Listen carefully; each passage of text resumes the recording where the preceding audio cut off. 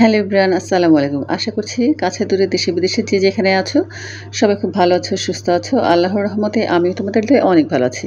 আমি সামিরা, সবাইকে অনেক অনেক শুভেচ্ছা ও ভালোবাসা জানাচ্ছি। আর বন্ধুরা, আজকে হচ্ছে বুধবার আর এখন হচ্ছে সকাল ৮টা। তো তোমাদের সাথে নিয়েই এখন থেকেই আমি আমার ভিডিওটা শুরু করছি। আজকে সকালটা একটু অন্যরকমভাবে শুরু করলাম, একদম সকালে নাস্তা বানানো শুরু দিই।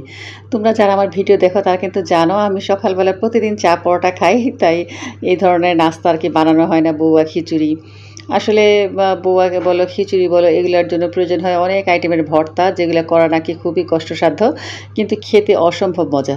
তো আজকে আমার ছোট বোন বড় বোন মিলে প্ল্যান করেছে গতকাল রাতে যে আজকে বউয়া রান্না হবে, ওরা ভর্তা বানাবে আর আমি বউয়া রান্না করবো। তো এই যে যথারীতি এই কারণে সকালবেলা ভোরে ঘুম থেকে উঠেছি, উঠে নামাজ টামাজ পড়ে এই যে নাস্তা বানাতে চলে আসছি। তো আমি বউয়াটা বসাই দিয়ে আসলাম, হাতে বসিয়ে আমি বউয়াটা বসিয়েছি। আর এখন এই তো ভর্তার প্রিপারেশন চলছে। এখানে কালিজিরা ভর্তা, এরপর হচ্ছে চিকন চিকন শুকনো মরিচ আর হচ্ছে দেশি রসুন। তো এগুলো আর কি ভেজে নিয়েছি ভর্তা করার জন্য। আর চিকন এই মরিচগুলো যে কী পরিমাণ ঝাল, অসম্ভব রকমের কিন্তু ঝাল হয়, তবে ভর্তা টর্তা একটু ঝালে ভালো লাগে। আর এখানে আমি মিনিকেট চালের খুদ নিয়েছি। এই খুদের বড়াটা কিন্তু ভীষণ মজা হয়। পোলার চালের আর কি খুদ হয়, কিন্তু আমার কাছে পোলার চালের চাইতে আর কি ভাতের চালের খুদটাই বেশি ভালো লাগে। সব কিছু পরিমাণ মতন দিয়ে বসিয়ে দিয়েছি। আর এই তো ফাইনালি বড়াটা কিন্তু হয়ে গিয়েছে। বেশি একটা সময় লাগে না, তাড়াতাড়ি হয়ে যায়, যেহেতু খুদ তো খুদ ফুটতে বেশি একটা সময় লাগে না। আরেকদিকে চলছে ভর্তার প্রিপারেশন। এখানে আর কি ডাল সিদ্ধ দিয়েছে, মোটা যে ডালগুলো আছে এই মোটা ডালগুলো কিন্তু বোম্বাই মরিচ দিয়ে ভর্তা খেতে খুব ভালো লাগে। তবে বোম্বাই মরিচটা আজকে আমাদের কাছে নাই, এই কারণে আমরা চিন্তা করেছি শুকনো মরিচ দিয়ে একদম লাল লাল করে ভর্তাটা বানাবো। আর সাথে এই যে বেগুন পোড়া হচ্ছে, এটাও ভর্তা হবে। তো বন্ধুরা চলো, ভর্তার জন্য তো সব কিছু তৈরি হয়ে গেছে আর অলরেডি কিন্তু ভর্তা বানানো শুরু হয়ে গেছে। এই যে আমার ছোটো বোন গাঁঠি ভর্তা বানাচ্ছে। এই গাঁঠি ভর্তাটা না অনেক ঝামেলা, একদম হাট টাট পুরো আঠা আঠা হয়ে যায়, কিন্তু খেতে মজা লাগে। দেখো আমাদের কাণ্ডটা, আমরা কিন্তু যতই আর কি অন্য ধরনের নাস্তা করি না, কিন্তু কিন্তু চা কিন্তু আমাদের মাস্ট লাগবে। তো দেখা যায় ওখানে ভর্তার প্রিপারেশন চলছে বা বউয়া বানানো হচ্ছে, কিন্তু তার মধ্যেও আমরা আগে চা বানিয়ে খেয়ে নিচ্ছি। মানে আমি, আমার বড় বোন, তারপর আমার ছোটো বোন, আমরা সবাই চা খেতে পছন্দ করি। তো বন্ধুরা, তোমরা কে কে চা লাভার আছো কমেন্টে কিন্তু জানিয়ে দিও, ঠিক আছে? তো চা হওয়ার পরে আমরা সবাই মিলে একসাথে চা খেয়ে নিয়েছি। এরপরে প্রায় আরও আধা ঘন্টা কেটে গেছে, অলমোস্ট এখন প্রায় 10:30 বাজে। মানে ভর্তা বানাতে তো সময় লাগে, তাই না? হয়তো বা ভিডিওতে দেখাচ্ছে খুব তাড়াতাড়ি হয়ে যাচ্ছে, কিন্তু এগুলো কিন্তু লং প্রসেস। তো এখন সবাই আর কি বউয়া খাওয়ার জন্য ডাকছে, কিন্তু চা তো খেয়েছি, খেতে ইচ্ছে করছে না। তো আমার বোন এখন আমার আর কি আমার মেয়েকে বেড়ে দিচ্ছে। আর এই যে আমি বললাম যে ও তো ঝাল ভর্তা খাবে না, ওকে শুধু ডাল ভর্তা আর হচ্ছে গাঁঠি ভর্তা দেওয়ার জন্য। তো তোমাদের বলে দিচ্ছি আজকে যে যে ভর্তাগুলো তৈরি হয়েছে। এখানে আছে গাঁঠি ভর্তা, এরপর হচ্ছে ডাল ভর্তা, বেগুন ভর্তা, কালিজিরা ভর্তা, ইলিশ মাছের লেজ ভর্তা, এরপরে হচ্ছে বাঁশপাতার শুটকি ভর্তা। টোটাল 6 আইটেমের ভর্তা হয়েছে। আরও একটা আইটেম করতে চেয়েছিলাম, আলু ভর্তা, কিন্তু আনফর্চুনেটলি আলুটা শেষ হয়ে গেছে, তাই ভর্তা করতে পারিনি। তো এই যে এখন আমার বড় বোনের হাজব্যান্ড আসছে, আবার আমার ছোটো বোন আমার বড় ভাই খেয়ে নিচ্ছে। আর আমি একটু কাজে ব্যস্ত ছিলাম, এডিটিংয়ের কাজে, এই কারণে আমি খেতে বসতে পারিনি। আমি একদম ভিডিও এডিট করে এরপর হচ্ছে ডাউনলোডে বসিয়ে এরপরে এখন খেতে বসলাম। তো আমি একটু একটু করে সব আইটেমের ভর্তা নিয়ে নিচ্ছি। তো সবাই কিন্তু এর মধ্যে আমাকে খেতে ডেকেছিল, কিন্তু ওই যে বললাম আমার আসলে কাজ শেষ না হলে খেতে ভালো লাগে না। আমি শুধু বউয়াটা আর কি চুলার মধ্যে বসিয়ে দিয়ে বাস আর কি এডিটিংয়ের কাজে বসে গিয়েছিলাম। সবাই খেতে ডেকেছে, কিন্তু আমার তো একটা অভ্যাস আছে যে কাজ শেষ না হলে কোনো কিছুই ভালো লাগে না। যাই হোক, এখন একা একা খাচ্ছি, ভালো লাগছিল না। তো আমার বোনদের বলছিলাম আয় এখন আবার খা, ওরা বলে যে না মাত্র তো খেলাম। আমি বললাম আমাকে সঙ্গে দেওয়ার জন্য একটু খা, বলে যে না তোরটা তুই খা। তো কী আর করবো, এই যে এখন আমি একা একা সব নিয়ে খাচ্ছি। আলহামদুলিল্লাহ, খাবারগুলো কিন্তু খুবই মজা হয়েছে। এটা হচ্ছে আমাদের বিক্রমপুরের বউয়া। এক এক জায়গায় এক এক আইটেমের বলে বউয়া, কে বলে বউ ভাত। তবে আমাদের প্রসেসটা কিন্তু একদম অথেন্টিক। আমরা কিন্তু তেল ছাড়া আর কি বউয়াটা রান্না করি। দেখতেই পেলা কী কী দিয়েছিলাম। আর তোমাদের কারো যদি কোনো কিছু বুঝতে অসুবিধা হয় আমাকে কমেন্টে জানিও, নিশ্চয়ই আমি তোমাদের বলে দিব।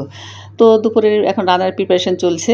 নাস্তা খাওয়ার পরে কিন্তু আমি রান্নাটা বসিয়ে দিয়েছি। তো এক চুলায় ভাত বসিয়েছি, আর ডাল আছে, আজকে ডাল রান্না করবো না, তো রান্না করছি মুরগির মাংস আর হচ্ছে চিচিঙ্গা ভাজি। তো আমার বন্ধুদের কাছ থেকে আমি সবসময় যে রিকোয়েস্টটা করি সেটা একবার করে নিচ্ছি। আমার আপুরা, ভাইয়ারা, ছোট ছোট সোনামণিরা, আন্টিরা যে যেখান থেকেই আমার এই ভিডিওটা দেখছো, ভিডিওটির কোন একটি অংশ যদি তোমাদের কাছে ভালো লেগে থাকে সেই অংশটির জন্য হলেও প্লিজ ভিডিওটিতে একটি লাইক দিয়ে দিও। আর যারা যারা আজকে আমার চ্যানেল আর কি নতুন ভিজিট করছো, অলরেডি দেখা শুরু করেছো, তো তোমাদের কাছে যদি ভালো লাগে তো তোমরা কিন্তু আমার চ্যানেলটিকে সাবস্ক্রাইব করে আমার চ্যানেলের পাশেই থেকে যেতে পারো। আর আমি বলবো যে তোমাদের যদি ভালো নাও লাগে তাও কিন্তু তোমরা ভিডিওটা দেখো, ইনশাল্লাহ দেখতে দেখতে কিন্তু একদিন ঠিকই ভালো লেগে যাবে। আর আমার যেসব বন্ধুরা অলরেডি সাবস্ক্রাইব করেছে তোমাদেরকে অসংখ্য অসংখ্য ধন্যবাদ। আমি জানি আমার আর কি চ্যানেলের মধ্যে একদম দেখা যায় ছোট ছোট বাচ্চারও আছে, যেমন দেখা যায় 12 থেকে 14 বছরের বাচ্চাও আছে, আবার 16 থেকে 35 বছরের আপু ভাইয়েরও আছে, আবার দেখা যায় যে 40 থেকে 65 বছরের বয়স পর্যন্ত আন্টির আছে। এই কারণে মূলত কিন্তু আমি সবার উদ্দেশ্য করেই আর কি রিকোয়েস্টটা করে নিলাম। আরও একটা মজার বিষয় কি জানো বন্ধুরা, আমি দেখছি যে ফিমেলের চেয়ে মেলের সংখ্যা কিন্তু বেশি।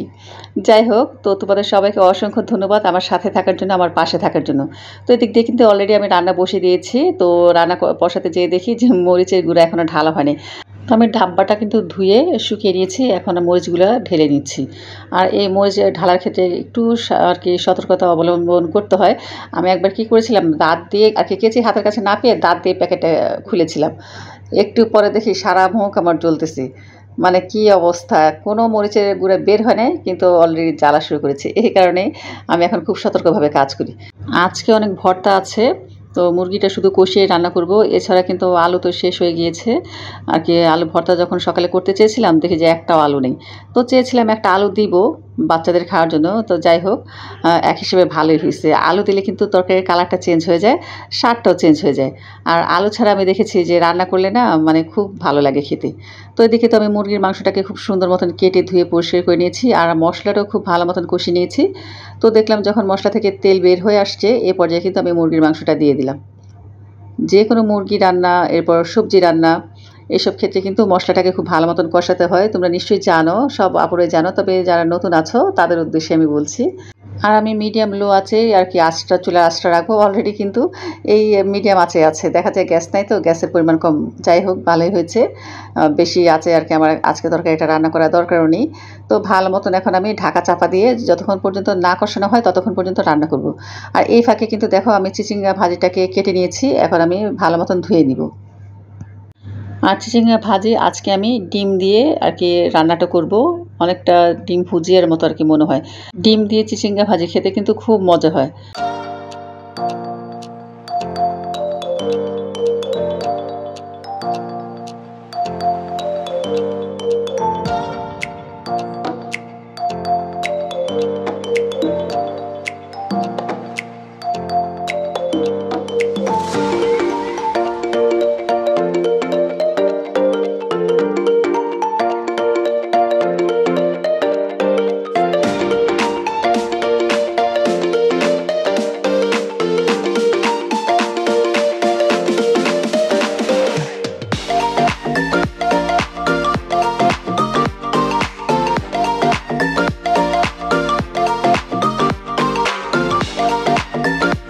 তো চিচিঙ্গা ভাজি কাটা ধোয়া শেষ, এখন আমি সিদ্ধ করে নিব।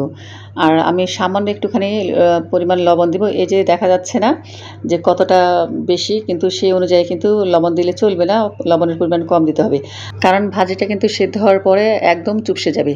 আর আমি আর কি ভাজি রান্না করতে এসে দেখি যে কাঁচামরিচ নাই, তো যেখানে যতটুকু ছিল ফ্রিজের মধ্যে টোকায় মোকায় 2-3টা শুকনো মরিচ পাইছি, মানে কাঁচামরিচটাই শুকাই গেছিলো, তো ওই 2-3টাই দিয়ে দিলাম। আর এদিক দিয়ে কিন্তু আমার মুরগিটা খুব ভালো মতন কষানো হয়ে গেছে। তো এই যে দেখতেই পাচ্ছ মুরগি থেকে খুব সুন্দর মতন কিন্তু তেল বের হয়ে গেছে, আর পোড়া লাগে নাই, কিন্তু একটু লাগা লাগা ভাব। তো ভালো মতন আমি একটু নেড়ে চেড়ে দিলাম। এখন এই পর্যায়ে আমি গরম পানি অ্যাড করব। যে কোনো রান্নায় আর কি গরম পানি যদি অ্যাড করা যায় তবে সেই রান্নাটা কিন্তু ভালো হয়। আমি চেষ্টা করি সবসময় আর কি গরম পানি দেওয়ার জন্যই, তো মাঝে মাঝে একটু তো হেরফের হয়ে যায়। যাই হোক, কোনো সমস্যা নেই। এই তো পরিমাণ মতন এখন আমি পানি দিয়ে দিলাম। আমি যেহেতু খুব ভালো মতন কষিয়েছি তাই বেশি একটা পানি দিলাম না। আর এটা তো হবে কষা মাংস, একটু আর কি আঠা আঠা হবে, এ পর্যায়ে আমি নামাবো। আর এই যে এখানে দেখো থালা বাসনগুলো আর কি খাওয়ার পরে একটুখানি যেগুলা তলিয়েছে সেগুলো এখন আমি ধুয়ে নিব, কারণ খালা আসবে আরও পরে, আর খালার আসায় তো থাকা যাবে না। তো এদিক দিয়ে কিন্তু আমার ভাজিটাও কিন্তু হয়ে আসছে। আমি পানিটা একদম শুকাই ফেলবো, যখন দেখবো পানিটা একদম চটচট করছে তখনই কিন্তু আমি বাগারের জন্য প্রিপারেশন নিব। আসলে চিচিঙ্গা এমনিতেই একটু পানসে পানসে তরকারি, তো এটাকে যদি ভালো মতন শুকিয়ে না নেওয়া হয় তাহলে কিন্তু ভাজিটা খেতে ভালো লাগে না। বন্ধুরা দেখো, তোমাদের একটা জিনিস দেখাচ্ছি। আমি যখন ইলেকট্রিক কেটেলটা রাখার জন্য যাচ্ছিলাম, হঠাৎ দেখি কি কি যেন উকি দিচ্ছে। তো আমি আর কি এটাকে বের করলাম, দেখো কতগুলা কাঁচামরিচ রয়ে গেছে। আর আমি আমার বরের সাথে চেঁচামেচি করতেছি, আলু লাগবে, কাঁচামরিচ লাগবে, তুমি কেন আনো না? বেচারিরে শুধু শুধু বললাম। তো যেহেতু আমি কাঁচামরিচ পেয়ে গিয়েছি, তাই ২টা কাঁচামরিচ ভেঙে দিলাম যেন ঝালটা বেশি না হয়। এখন আমি তরকারিতেও ৩-৪টা মরিচের মাথা ভেঙে দিব।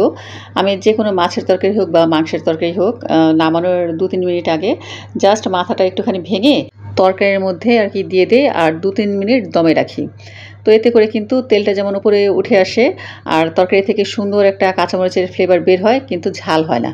তো তোমরা এভাবে ট্রাই করে দেখো, তরকারির স্বাদটাই কিন্তু চেঞ্জ হয়ে যায়। সিম্পল একটা টেকনিক, কিন্তু অসাধারণ হয়।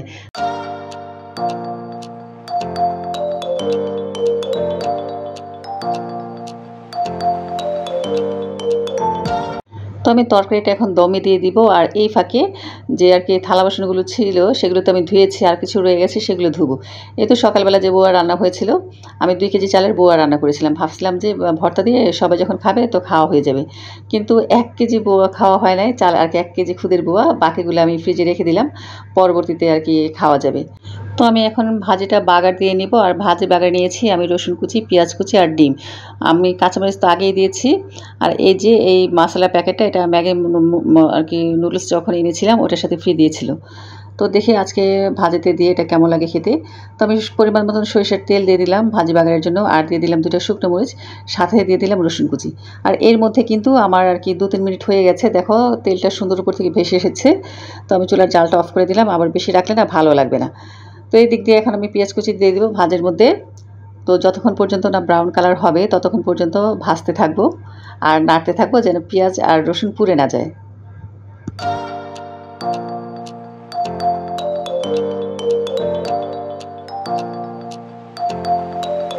তো বন্ধুরা দেখো, খুব সুন্দর কিন্তু একটা কালার চলে আসছে। আর এখন আমি 2টা ডিম ভেঙে দিব। একটা ডিমও দেওয়া যেত, কিন্তু কথায় বলে না যেমন গুড় তেমন মিষ্টি, আমার আবার একটু আর কি বেশি হলেই খেতে ভালো লাগে। তো আমি ভালো মতন একটু স্ক্রাম্বল করে নিব। এটা বেশি আর কি ভাজা যাবে না, বেশি ভাজলে কি হবে আর কি হার্ড হয়ে যাবে, খেতে ভালো লাগবে না। তো সফট থাকতে থাকতেই আমি এখন চিচিঙ্গাটা দিয়ে দিলাম। চিচিঙ্গার কালারটা মাশাআল্লাহ যে আসছে না, দেখতে খুব সুন্দর লাগছে। আর এখন আমি খুব ভালো মতন ভেজে নিব। আগেই বলেছিলাম যে চিচিঙ্গা হচ্ছে একটু পানসে তরকারি, তাই আমি সিদ্ধ যখন করেছি তখনও ভালো মতন আর কি ভেজে নিয়েছি যেন কোনো পানি না থাকে। আর এখন যে পেঁয়াজ রসুন দিয়ে বাগার দিচ্ছি, এখনও কিন্তু আমি তেলের মধ্যে একদম ভাজা ভাজা করে নিব। তো আর কি অনেকটা হয়ে আসছে ভাজিটা, এই পর্যায়ে এখন আমি ম্যাগি থেকে যে মশলাটা পেয়েছিলাম সেটা এখন দিয়ে দিচ্ছি।